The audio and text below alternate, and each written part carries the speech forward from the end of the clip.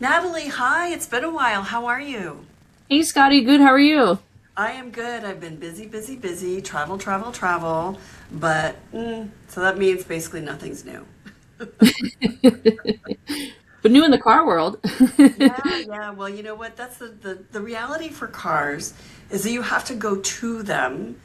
They can't always come to you because the pipeline of getting a car to us is so complex.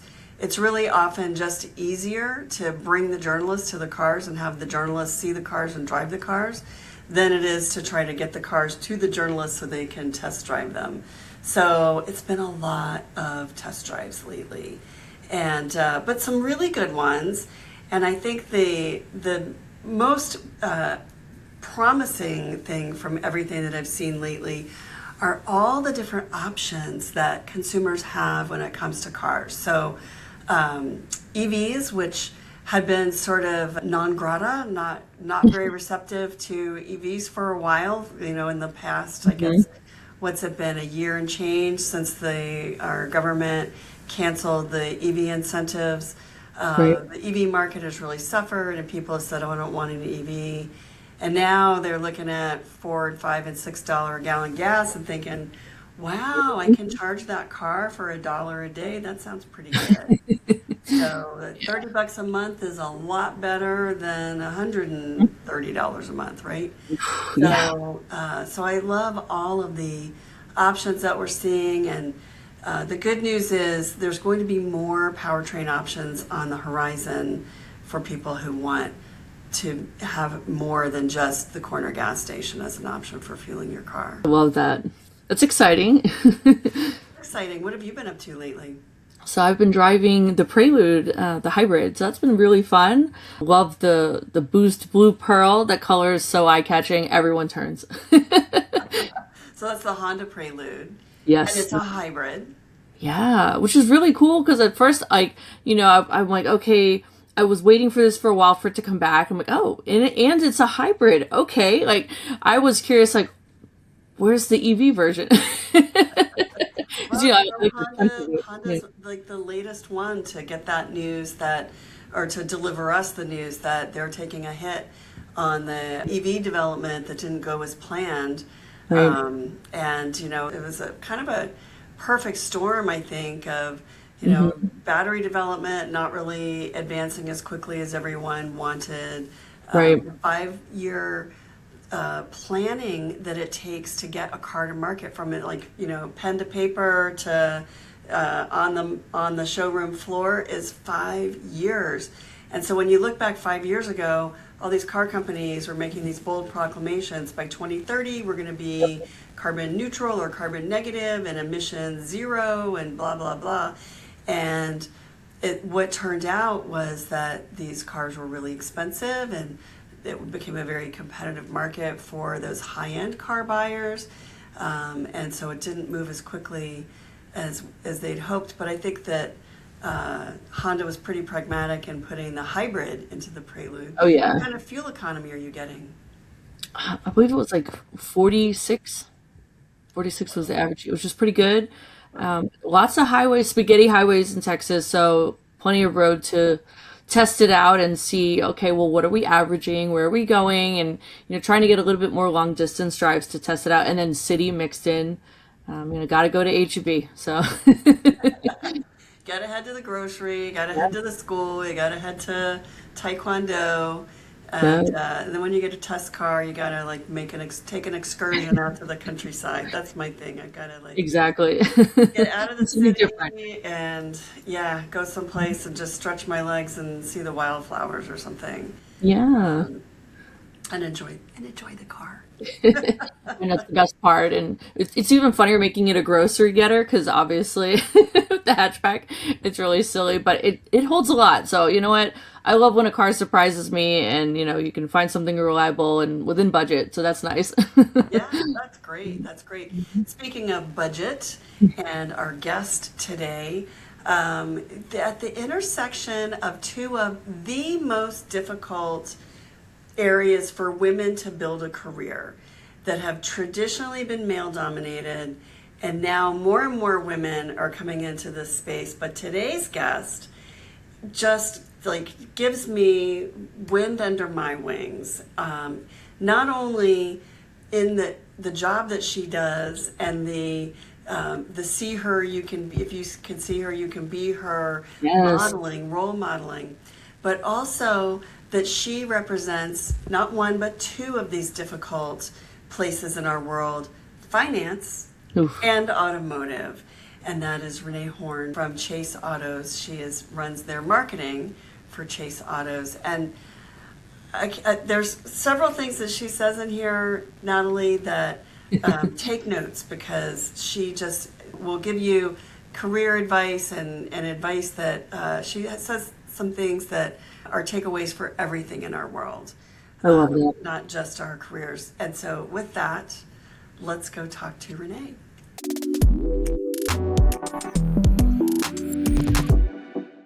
Welcome, Reneé. Thank you so much for joining us today to talk about all things dry and boring banking. Never a dull moment in banking. Never a dull moment in banking. But when you think about automotive finance, it's one of the places that really trips people up because it can be intimidating. It's a big commitment. It's scary. There's a lot to know.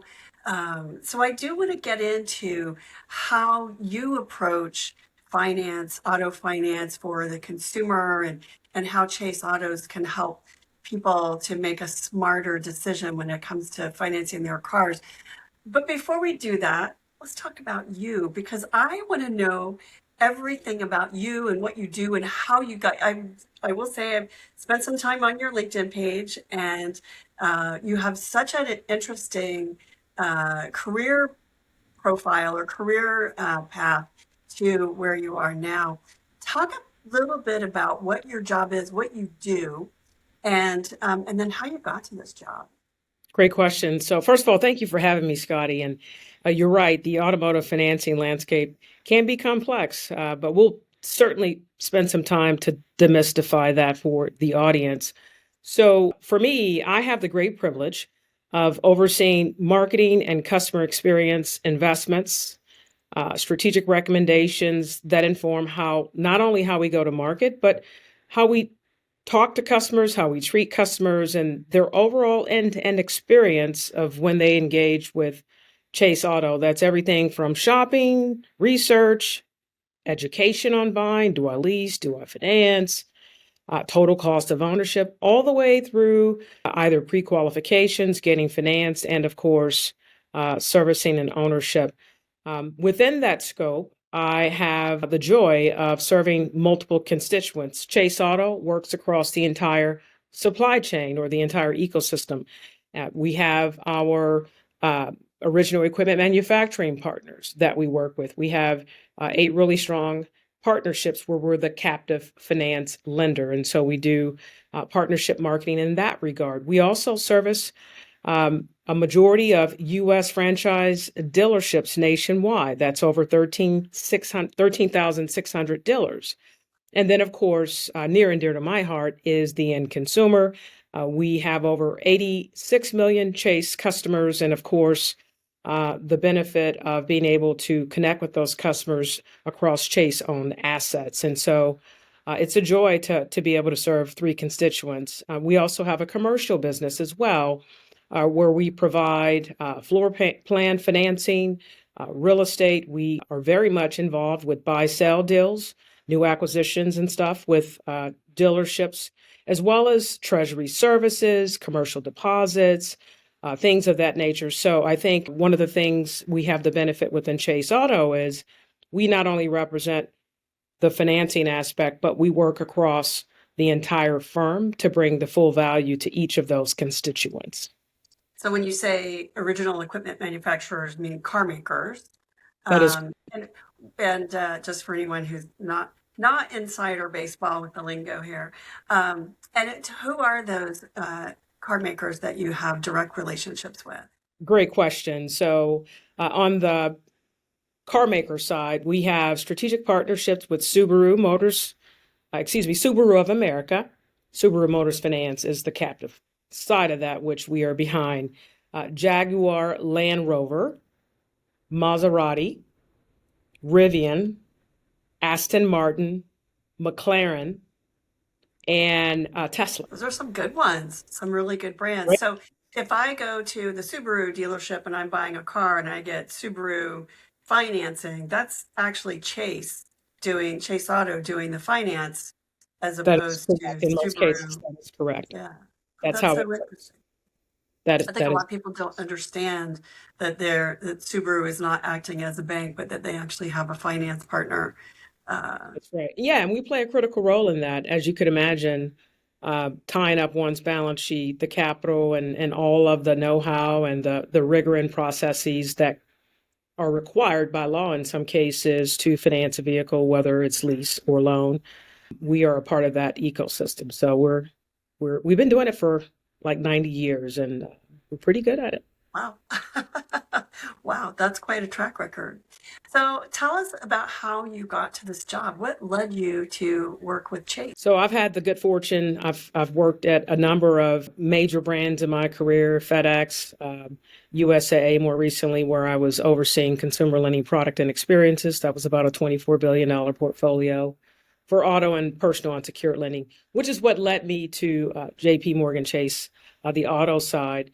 I mid-career made a switch into the financial services industry because I didn't grow up in the industry, and went back to executive banking school through the Consumer Bankers Association, which in turn enabled me to become a bona fide banker and understand how the income statements work, the balance sheets, the P&Ls, and to have stewardship of that. And so that is what led me here with Chase Auto.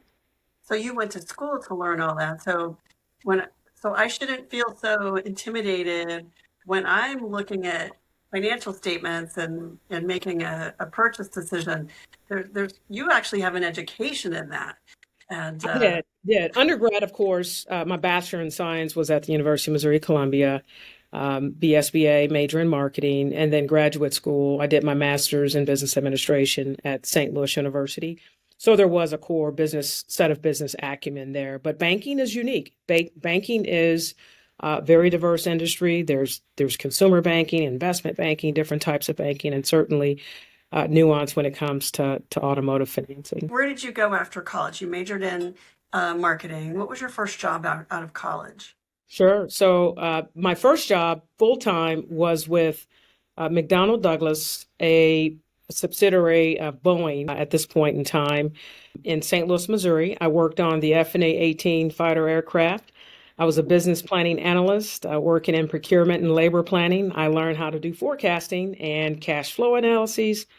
And then that few years thereafter, receiving my master's, landed with FedEx Corporation out of Memphis, Tennessee, where I spent 16 years, arguably the bulk of my career. Started there as a financial analyst and learned the P&L there, and then quickly, a few years in, shifted to my first love, which was marketing, and spent the bulk of my career there, learning from some of the best and the brightest in the brand space, and of course, performance and digital, and all those things proliferated into what drove me into my last post with the USAA, military focus, if you will, there to do digital transformation work. And of course, I could not be more proud to be here with the firm today. So what was it that inspired you to make that shift out of marketing with essentially a logistics company and a really great company to go into finance or banking with a smaller company like USAA? Well, that was a good time at USA, but I would say more broadly, I think the skills are transferable and transcended. And of course, now I have the great pleasure of serving here at JP Morgan Chase, arguably the best bank in the world, $4 trillion balance sheet. And I think more personally speaking, being here and being in the automotive space, some may not know this, but typically your largest purchase is a home. And right behind that, oftentimes a fast follow is a vehicle. Yeah. Oftentimes the first major purchase in someone's life, depending on where they are in their journey, an early professional, new minted graduate, I've been there. A vehicle tends to be the largest purchase. And what I recognize was being in this seat gives me the opportunity to have a huge impact and help many people along that journey who are not as intimate with how this business works. How do you approach the dealer? What questions to ask? Quite frankly, what research do you do ahead, and how to organize your budget, and how to think about the total cost of ownership? And so this seat gives me that privilege to really serve and have a purpose, more of a purpose-driven career, quite frankly, and to be able to educate consumers and to help and ensure that they can land into an affordable vehicle and not overstretch themselves into monthly payments that sound good at signature, but after a few months can be daunting for many. And so this is a great seat of service, and not just booking loans to make a profit, but really having, I think, a tremendous impact on many Americans who just want that American dream. Well, yeah, and you make a point about overextending, and it's so easy for people to do that. And we see that now with loans going to, first of all, cars are expensive. Average new car is $50,000 now. But we're also looking at people getting into 7-year loans. And what do you say to people who go, oh, I can take a 7-year loan on this car? What do you say?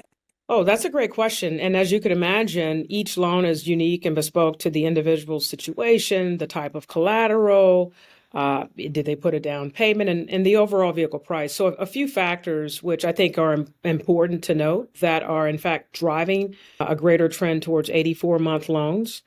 Number one, the overall price, average ticket price of vehicles has gone up significantly, roughly 29-30% in the last 5 years, as an example, for varying reasons. And so as those ticket sizes get larger, the notes obviously expand, and of course, rightfully, many consumers need more room in that.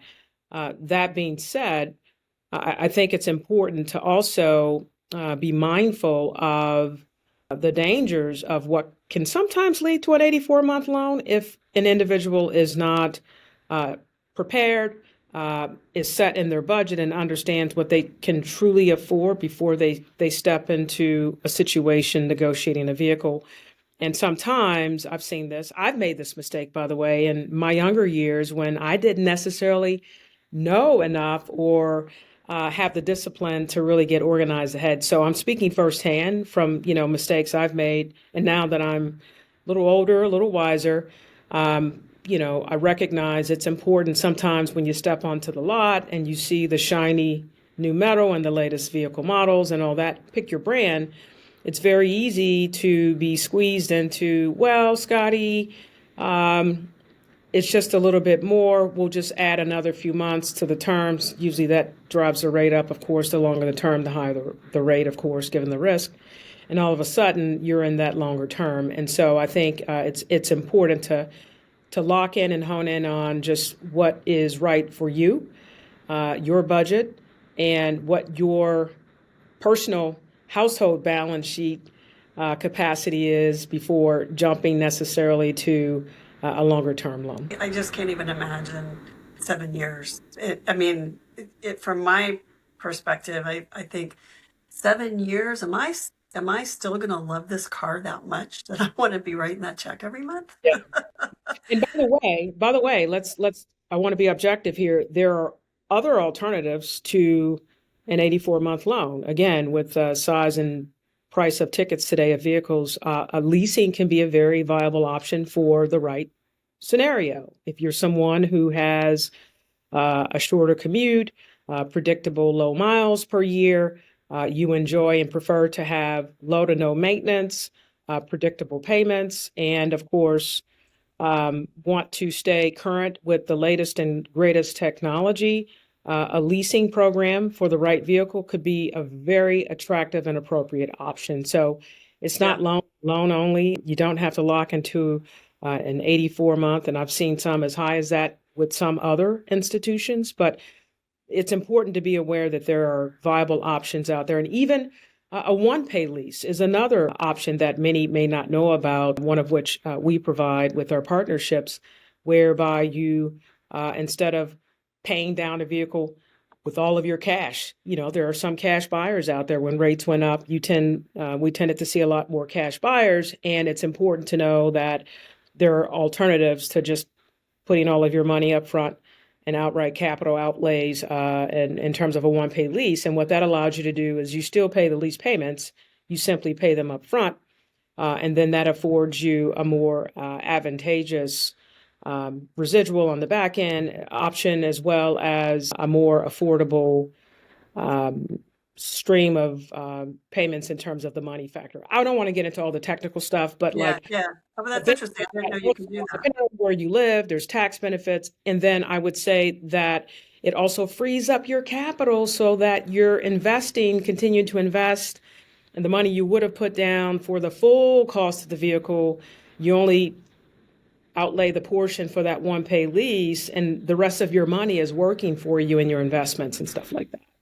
Yeah, yeah. And it's when you think about the outlay on a lease or a new car, there's always money up front, and then there's always that commitment, or deciding how you're gonna pay for it. I think the one thing that we all love is to not have any car payment at all.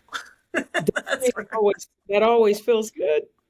It sure does. It sure does. I will say, without a car payment, I do love my car a lot more, even if it's old and needs work and isn't the shiniest newest car on the street. But I don't make a payment Totally. on And it. those repairs can add up. The vehicles now have a lot more technology and sensors Yeah, and things of that nature. So you have to do the which is math, a do the work up and that's front. one of our arguments for purchasing a new car or buying a car new rather than used. Is there's the uh, the supply chain issues, all the new technology, the lack of technicians.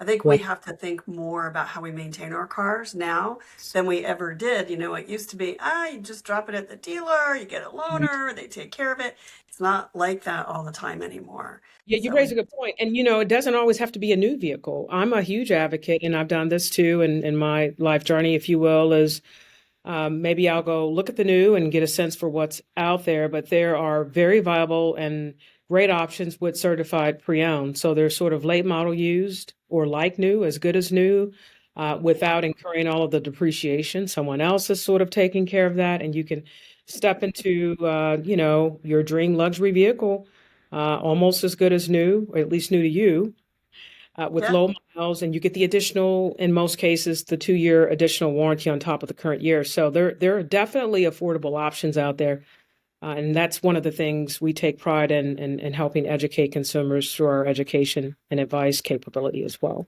And we can't do enough of that. I feel so passionately that the more we talk about these topics, the more we have these conversations, the more women hear them and they're listening and Yes, thinking, oh, I need to listen because I need to not get caught in that, making those mistakes. Let's learn from other women in this space, which kind of leads me to my next question.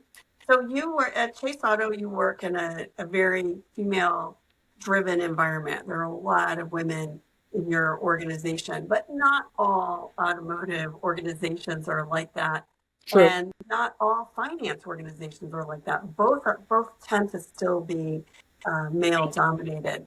So Right. talk about what are the benefits of working in an organization where there are a lot of women versus other organizations that are still male dominated. How are they different? Wow. I've worked in a lot of environments, a lot of major corporations, and I've seen both sides. Certainly, I think at the end of the day, any environment, work or otherwise, that is more inclusive of people like you, people like me, just makes it a little bit more warmer and accessible, if you will, coming to work every day. And so it's always, I think, good and healthy to have something in common. The other factor I would say is different perspectives and points of view, and I think that puts Chase Auto at an advantage because we've got my boss Leslie Williams Morris at the helm, and then obviously I'm on her team, and then we have a cachet of incredibly brilliant women across the spectrum in the organization. And so I think that gives us an advantage. We bring unique perspectives, attention to detail, and if when we assert and bring our fact base to the table, and that's considered, I think it enables to have richer outcomes. And do you find that your organization attracts more women as applicants because there's so many women there? Well, I don't know, necessarily have the pen on who's in the pipeline across the board, but what I will say in my own personal experience, you mentioned LinkedIn earlier. I'm finding that more applicants that are at least in the pipelines where I'm posting positions will reference, "Hey, I saw you," or I noticed this, or people tend to. I love LinkedIn because I want us to be an employer of choice, and it seems to work. It seems to work. Yeah. And I feel like it's in the career world, in the business world, if you're a woman and you see other women in these roles, oh, she did it, I can do it. Or this pathway was open to her, it should be open to me, right? Totally. Representation does matter. People want to see themselves. Yeah. And it's funny because growing up, I didn't tell you this earlier, I was a car girl from a young girl, working in the garage with my father, getting my hands greasy, learning how to change oil and bleed brakes and tires and alternators and all this cool stuff. But I wanted to be an engineer because I was exposed to it, and my father was technically oriented, et cetera. Obviously, I ended up on the business track. But, when you can see someone doing something that is of interest and there is a common thread, it just makes it more accessible and a little bit more interesting, I think. A lot more interesting. That is why we started this podcast. And that's actually why we started A Girl's Guide to Cars, is because we know that if women can find other women talking about cars, they'll feel much more included in the conversation or more inspired to join that conversation. Think about what that experience would have been working on cars if those had been your friends. Totally. Totally. Dad. I had that experience too. My daughter will make up for it, for sure. Well, you know what? And I spend a lot of time talking about cars with my daughters too. And I watch them do things that I didn't do, making appointments for oil changes where I was like, I don't want to spend time. And then I would get in trouble because my car would start to suffer and my dad would get upset with me because I didn't make an appointment for my oil change. And, those kinds of things. And I start to see them talk about, they want to take Saturday afternoon and go clean their car. They want to schedule that oil change, check their tires out, prepare it for summer, prepare it for winter. It's kind of like the best medicine or the best maintenance is preventative. Right. They say that's how you get your car to hundreds of thousands of miles, is through good Totally. maintenance. Yeah. Totally. So I was not a part of that group as a teenager, a young car owner. I am now, but I was not for a long time because I was like the typical girl who worked at the mall, and I just wanted to get where I was going. I wanted a car I didn't have to do anything to, and I certainly did not want to spend my hard-earned paycheck on car maintenance. Now I do. Yes, it's wise. It's wise for sure. So let's talk about mentoring inside your organization. Who mentored you?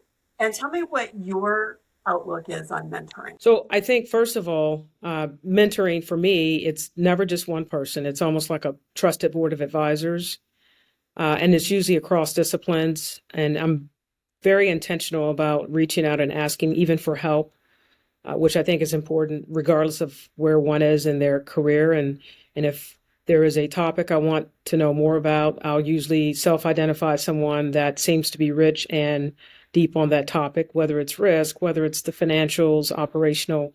I know there are people that I can easily reach out to and just ask for a little help. And folks are very responsive and accommodating. So there's sort of that aspect. And then there are sponsors as well, which are not one and the same. And I have to tell you, Scotty, I have been incredibly fortunate over my career where I look back and I can clearly identify. I may not have known always in the moment at the time, but I've had clear sponsors, folks or individuals in leadership that maybe I didn't necessarily report directly into them as a subordinate, but they had my best interest at heart, at mind. They were an advocate. If I were not in the room, they could speak to my work or evidence in my favor, and that has served me well. I had sponsorship in many regards, and certainly acknowledge that as to what has contributed to my success today. And so I try to also reverse that and take care of others, mentor and advise others wherever I can, and certainly be thoughtful about those that are, again, deserving of sponsorship if I can truly speak and advocate on their behalf. Is that something that culture that embraces teaching, learning, mentoring, is that something that you looked for when you were looking at new employers, say USAA and Chase Auto? I would say, generally speaking, it sort of started in the home. I come from a home, arguably a village, not just those in my immediate home, whether it was aunts, uncles, neighbors, friends of parents. There was a whole lot of rearing, and when we were kids, we didn't always appreciate it. As you get older, you realize folks cared and loved you, and so generally speaking, that is something. If I think of it in terms of just corporate culture, I think when one considers places of employment, certainly the corporate culture is the corporate culture one of continuous learning and a growth mindset and things of that nature that would allow one to be nurtured and to also effectively challenged and grow. That certainly played into my thinking. And if I think about my experience here with JP Morgan Chase, I have to tell you, I tell friends this all the time. This place is like iron sharpens iron. It's rigorous, clearly with Jamie at the top of the helm. His discipline, his focus, attention to detail, and just the necessity of having business acumen and staying on top of the details and a wide range of issues, macroeconomic, geopolitical, financial markets, et cetera. That has really been a motivator. And I find it enriching and keeps me excited every day. I was up this morning, 5 on a road run and sort of calculating how the day would unfold. But this is stuff I thrive on, also being a former athlete as well. Yeah, Jamie is such a great leader, and I feel like when he speaks, he writes his letter, and you see him on news interviews and whatnot occasionally, and I always feel like I have to listen because he's one of the voices of reason in our world these days. Totally. And you feel like when he says something, that's the truth. And you don't always know what the truth is. There's so much information that's thrown at us that is not real or legitimate or actual, or it's more, theory than it is factual. And when he speaks, I feel like there's a, not only a huge business that is riding on everything he says and does, but I don't think that his advice or what he says is frivolous at all or designed to influence markets or anything like that. So it feels very solid, and grateful for people like him leading organizations like yours. So we know, we have, you go and you finance a car and you have trust that you're getting the right deal and it's fair and it's and you're not being jerked around. I mean, I don't know. You probably have heard these people who finance a house or a car through some fly-by-night operation, and then all of a sudden they get late fees on every single payment, even though they made the payment on time, or they can't get through to anybody when they have a problem. I've moved and I need to change my address, and I can't find a human to talk to. Those kinds of things. There's certainly unfortunate shenanigans, you hear about from here and there, but I will tell you, we hold a great deal of accountability and responsibility to be truth in our, disclosures, and obviously all of the regulatory and compliance stuff that comes with being in this business. But generally speaking, we're here to serve our customers, the 85 plus million, and as I mentioned before, ensure they can ultimately land in either homes or vehicles that are affordable and make payments and live a great life, quite frankly. Yeah, yeah. I mean, and that's the goal. The goal is to love, to be able to do what we love, to be able to turn that into Yes. a life that we love, and I think drive a car that you love. Yeah, So, it's a responsibility is what I'm trying to say. so It's, do you live in, are you based in New York City? so I travel back and forth occasionally. I am based and domiciled here in our Dallas Fort Worth office in Plano, Okay. Uh-huh. uh, Legacy West Dallas Corporate Center. Yeah, I've been there. I've been there. It's And beautiful. so you live in a car culture. What do you drive? So I'm loyal to the brand, of course, but daily driver is a Land Rover Defender. Land Rover Defender. Okay. Do you drive Yeah, it off road if I need to. Put it for this way. fun? Yes, I have driven Defenders off-roading. We have, with our partnership, of course, there's the annual Defender Service Awards, and obviously we support and participate with our partners there, Jaguar Land Rover.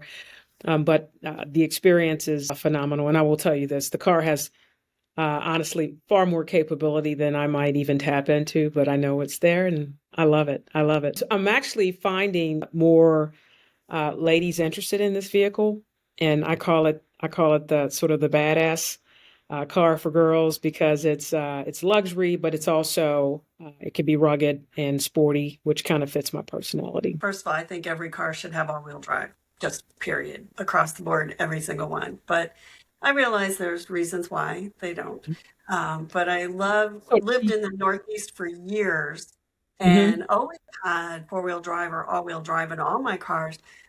For those days when you're unintentionally off-roading, like in a snowstorm, or the only place right. to park is up over some rocks and on a hill Yes. at a football game or something. So I feel like there's capability.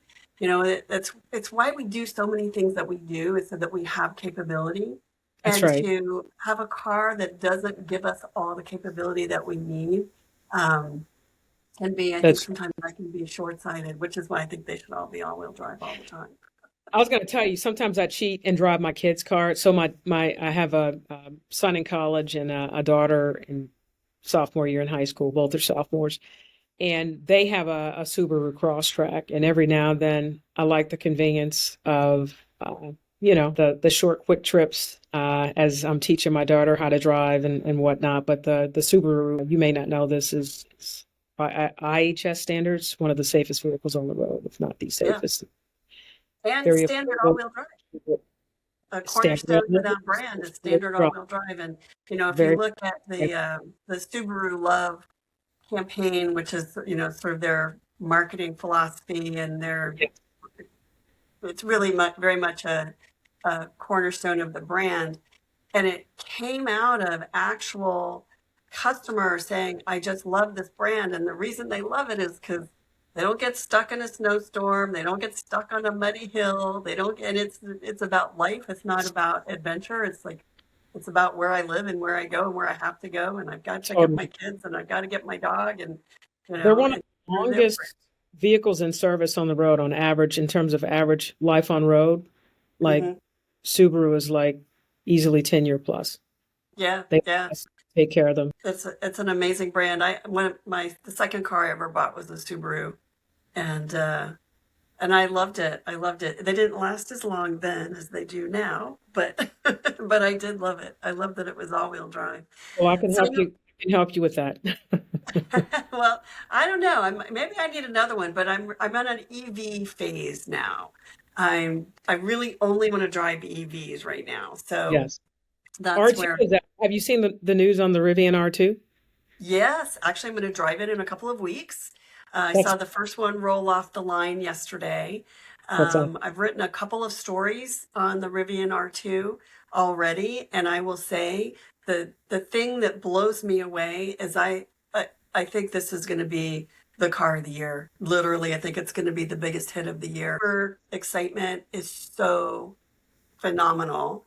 Every story that's written about it goes viral. Like Yes. literally every story goes viral.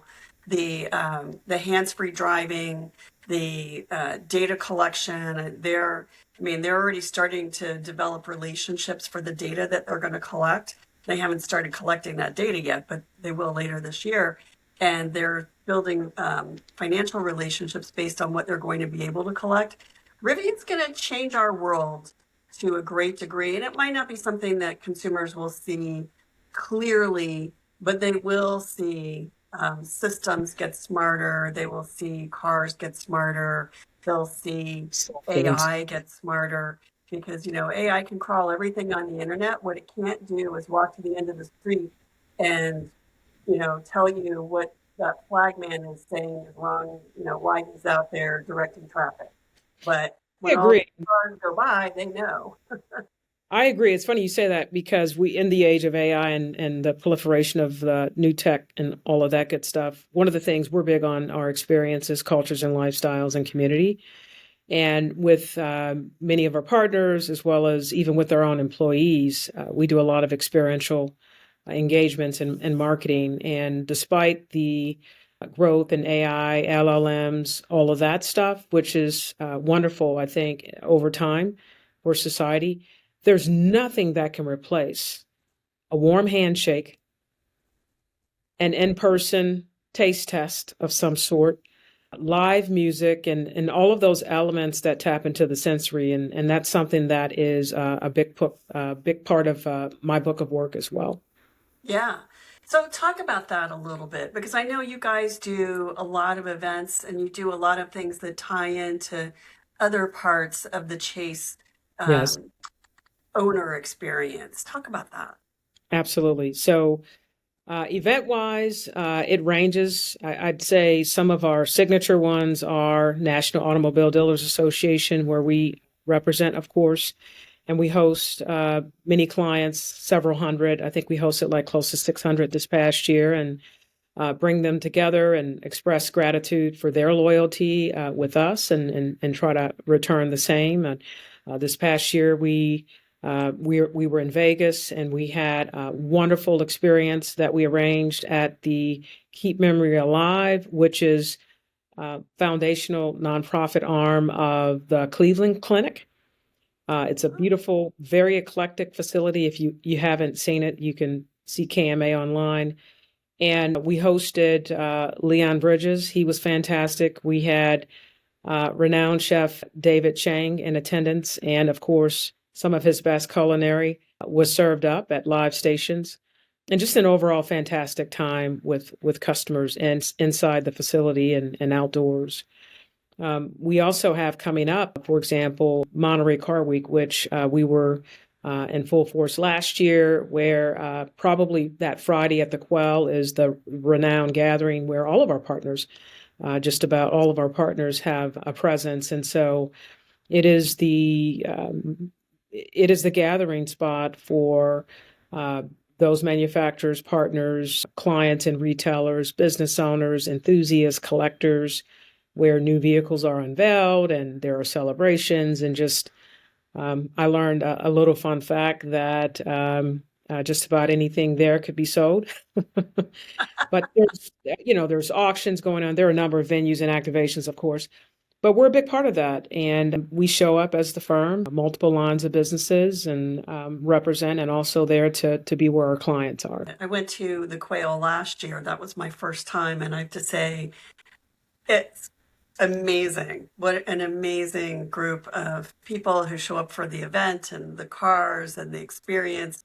And I want to go back as just a tourist not working, because to walk around in fancy dress and a fancy hat with champagne in your hand all day, like, that's great. I It didn't get is. to do It's interesting. Those on the outside, of course, they see my posts and they're like, "Oh, you have the coolest job," and it's very cool. But we are working.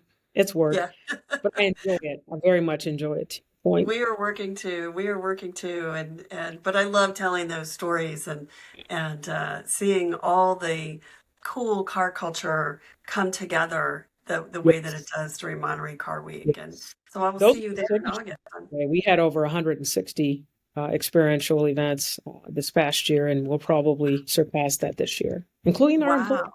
ride and drives. We partner with our branch network, and just really gives us the opportunity to serve more customers and answer questions and stuff like that. So ride and drives in local markets, what does that look like? Oh, well, we'll partner with local retailers. Part of our partnership portfolio, of course, that's part of the premium value of joining the Chase captive portfolio as an example, and enable employees or potential customers to actually experience the vehicles. Oh, very cool. Very cool. I always think everyone should take a test drive before you buy a car. People do that. They buy a car without ever taking a test drive. Don't do that. Exactly. Right, Exactly. right. So you mentioned that you have two kids, two sophomores, a sophomore, a Yes. daughter, and a son. Yes. Um, and it sounds like you have worked their whole lives. They've always seen you as a working mother.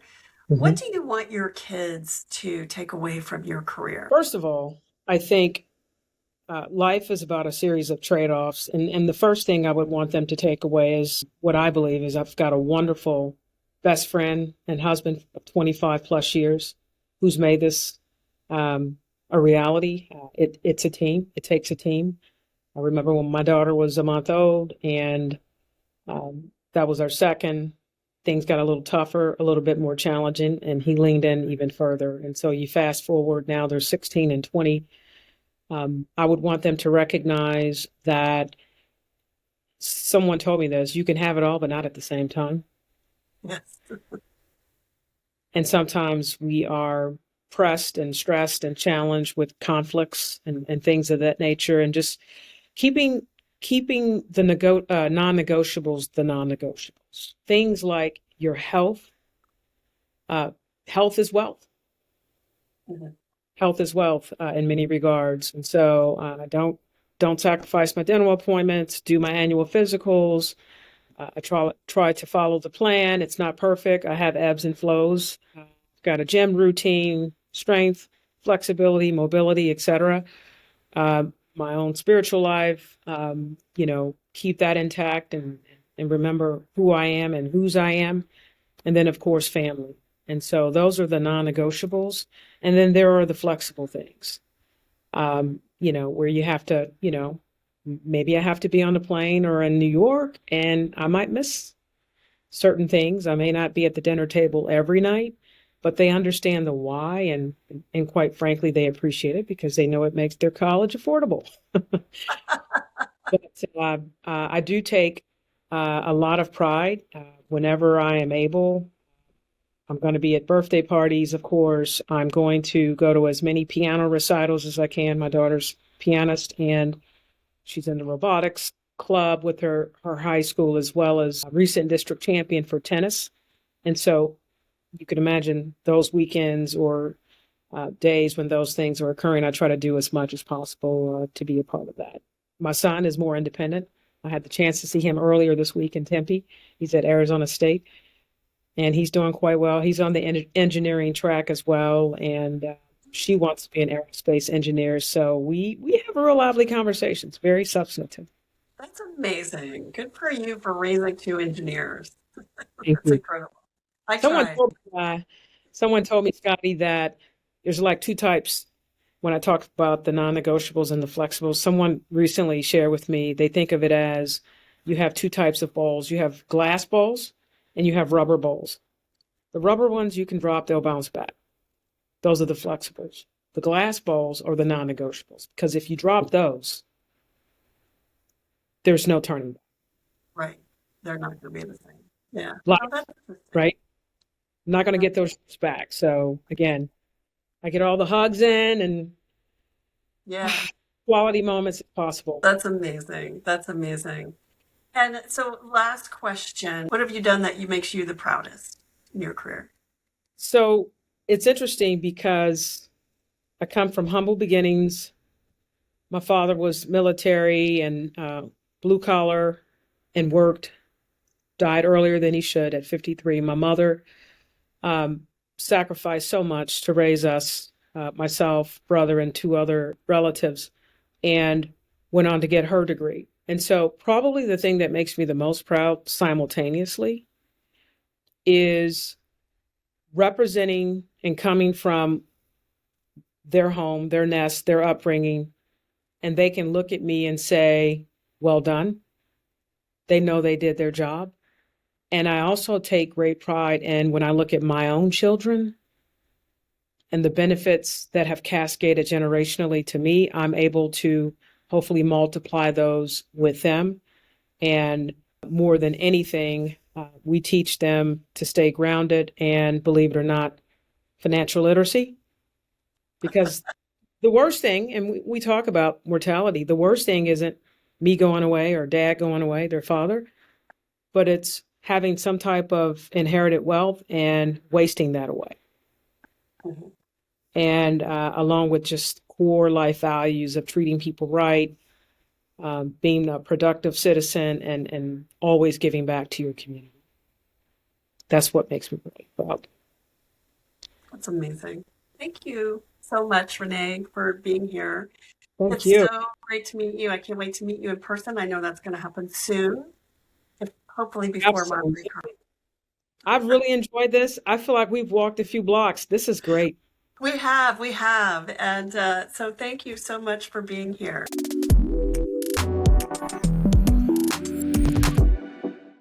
Wow, like I have to ask Scotty, what was the most surprising thing that you learned or experienced when you were talking to Renee? Well, first of all, I love her, like her tone and her, like just her sort of posture. Because as a woman, it's so easy for people to make assumptions about you. And then and I'm not a woman of color, but I have to imagine, and I'm sure you can probably give a little more testament to this, that if you're a person of color, you're probably underestimated even more, right? And so your tone and your posture are so important. And she just comes across as like, oh, I better pay attention. She knows her stuff. She has this experience, like nothing gets by her. And you can hear that in her voice. I think when I look at someone like her, I think this is how we all need to be. We all Right. need to be exacting, and we all need to be studied, and we all need to be on our game. I believe she said she comes from a military family and she's an athlete. And so that's the other thing. And we didn't really go into those details. If I ever get a second chance to talk with her, I think that's probably what I would ask is, what do you bring from that background? Because clearly she knows how to organize, how to plan, how to research and strategize, and then how to execute. And the thing that surprises me the most about the job that she does is the hundreds, think about this, of test drive opportunities that they stage every year for their clients across all these different platforms. So, and when I say platforms, like with their relationship with Subaru, with their relationship with Land Rover, with their relationship with Rivian, with their relationship with Maserati, they go to those databases of customers and help those brands to stage customer test drives. They do test drive events through Chase Sapphire. They'll participate in events like Monterey Car Week and different the different things that consumer things that they do. The Land Rover Defender events that they do, where Land Rover customers or owners or just curious the Land Rover curious come every year, and they can take test drives, and Chase Autos participates in that. So I thought that was a real surprise to hear really how integrated their marketing is, not just like sending you a low interest rate offer or Right. asking you if you're ready to buy a new car, we'd like to provide your financing, but really getting in the trenches with that car buying customer and helping to facilitate an experience that will lead to, a really great new opportunity and maybe something you hadn't thought about before. Right. Test driving, maybe you've always driven a Toyota, but your Chase Sapphire relationship allows you to come and test drive a Subaru, or maybe it's vice versa, because they they function within, so many car dealerships as well. So there's just so many opportunities, and they're really digging through all of those possibilities. And then instead of like so many organizations, well, yeah, wouldn't that be nice, but we're going to send out a new low interest rate offer instead. That's kind of like the typical. Right. Yeah. Her mission is to say, no, what is the cool thing that we can do that's really going to convert people into thinking this is the life I need to lead? And that's where her thinking is. And that was the thing that came through so clear, not only in talking with her, but in over the last, I'm going to say, the last couple of years, I've been to a number of events with Chase Autos as a sponsor and interface with them and seeing all the places they are and all the things that they're doing. Shows me that as a consumer, as a car buyer, you can go into the car conversation without having to go first to a dealer and feeling like you're being pigeonholed into a test drive and fast-tracked into a purchase negotiation before you've even collected your thoughts. And so I really, really love that. It's a great experience because, just talking through all those different cars, I'm like, oh, I didn't know they did that. I would like to drive that, before. And see, I didn't even consider those. I'm like, yeah, that's a better ease into the situation of immersing yourself truly in the lifestyle. So then your head can get in the game. Yeah, absolutely. Absolutely. I love that. I love that about them. All right. Well, Natalie, thank you so much for being here with me. And thank you everyone else for being here with us. What Drives Her, the podcast from A Girl's Guide to Cars. Natalie is our producer and our co-host. I'm Scotty Reese. Our editor is Steph Howard, and music is by Envato. Be sure to subscribe to us right here. Wherever you're getting this podcast, you can subscribe to us. You'll also find it on our website. You'll find us on Spotify. You'll find us on Apple. And you will find us at What Drives Her on YouTube. Thanks, everybody, and join us again next time.